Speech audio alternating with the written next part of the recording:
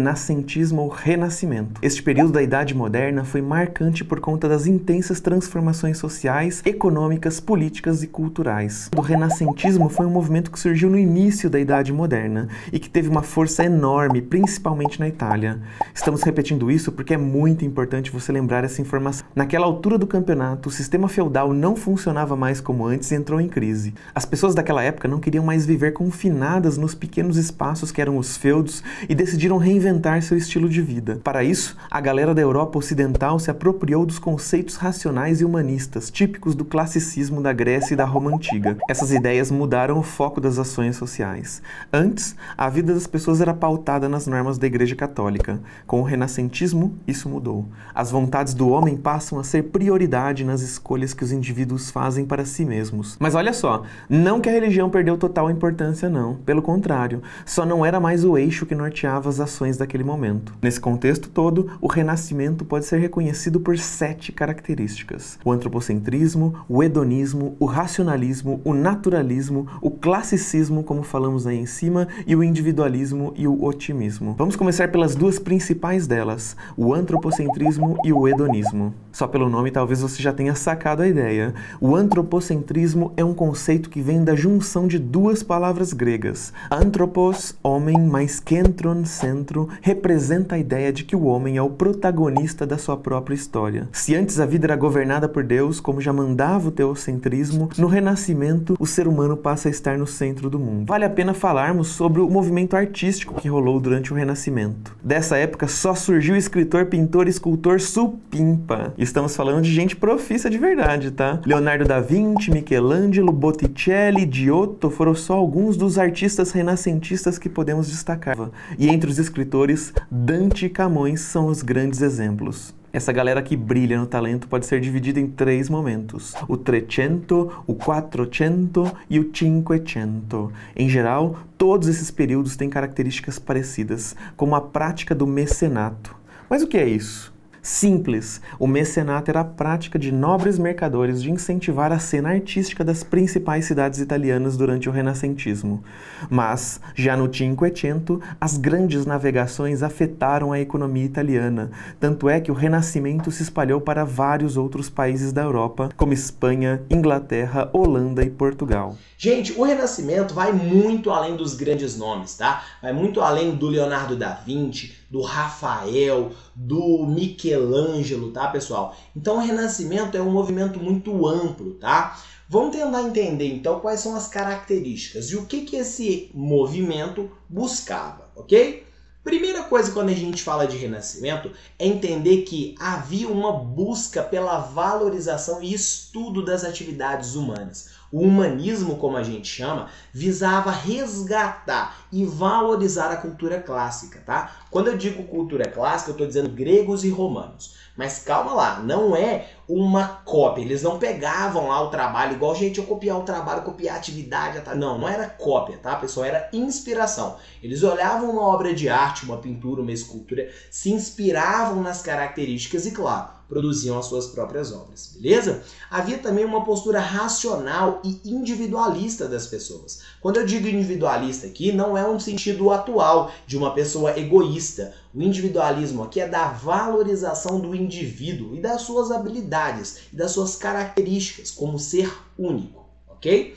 E claro, esse nome Renascimento está dizendo que houve um novo nascimento. Nascimento do quê? Da cultura, tá, pessoal?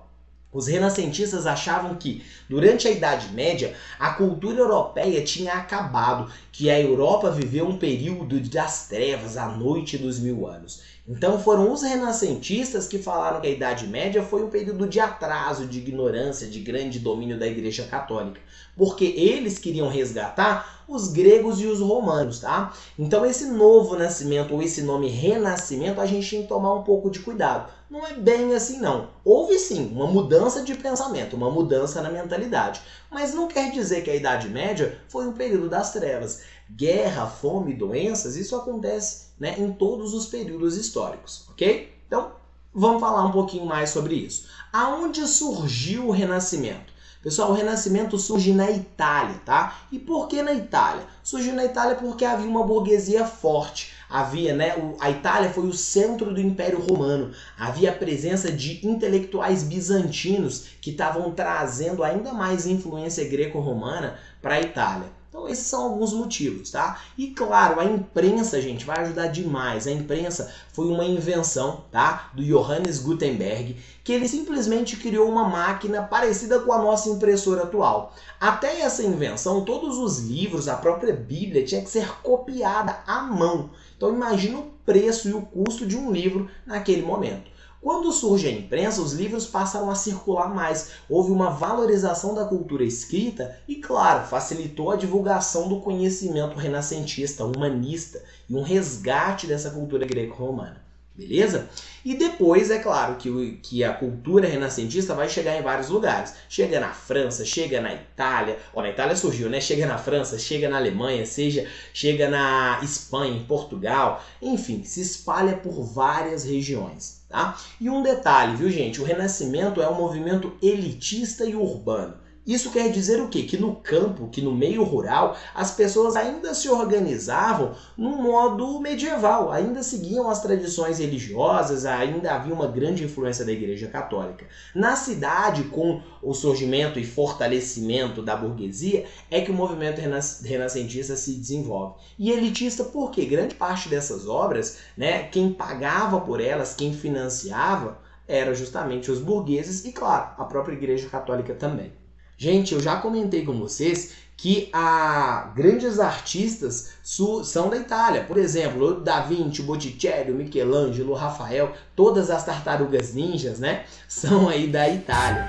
Imagine alguém que trabalhasse como pintor, escultor, engenheiro, arquiteto, matemático, físico, químico, se dedicasse a estudar anatomia, poesia, música, medicina, geologia, botânica e que não se limitasse simplesmente a estudar, mas também a fazer experiências nestas áreas. Pois então, há pouco mais de 500 anos, esta pessoa de fato existiu, um gênio chamado Leonardo da Vinci.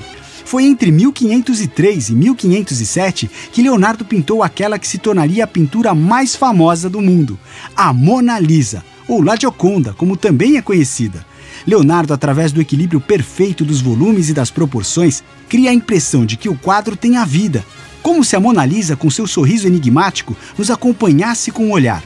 Tudo na Mona Lisa inspira fascínio e mistério.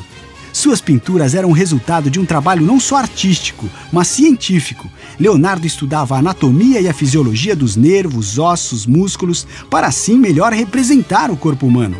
Dizem que certo dia, em 1515, em Roma, ao concluir uma escultura de Moisés, um escultor italiano teria dado uma pequena martelada no joelho da estátua e dito: "Parla!". Ele estava maravilhado com a perfeição de sua própria obra, que ao seu entender só faltava falar. Este episódio descreve bem a personalidade deste escultor, que foi um dos mais importantes artistas do Renascimento e de toda a história, Michelangelo Buonarroti.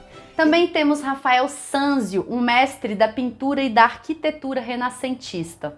Vou mostrar para vocês aqui essa obra dele muito relevante chamada Escola de Atena, onde ele faz uso da perspectiva, que dá essa sensação de profundidade, de ter um plano mais próximo e um plano mais distante, etc. A perspectiva é um estudo que marca o Renascimento, trazendo mais matemática e geometria para dentro dos desenhos. Temos também Donatello, que foi um grande escultor renascentista, e vocês podem ir observando que todos os nomes que eu falei até agora são os mesmos nomes dos personagens dos Tartarugas Ninja.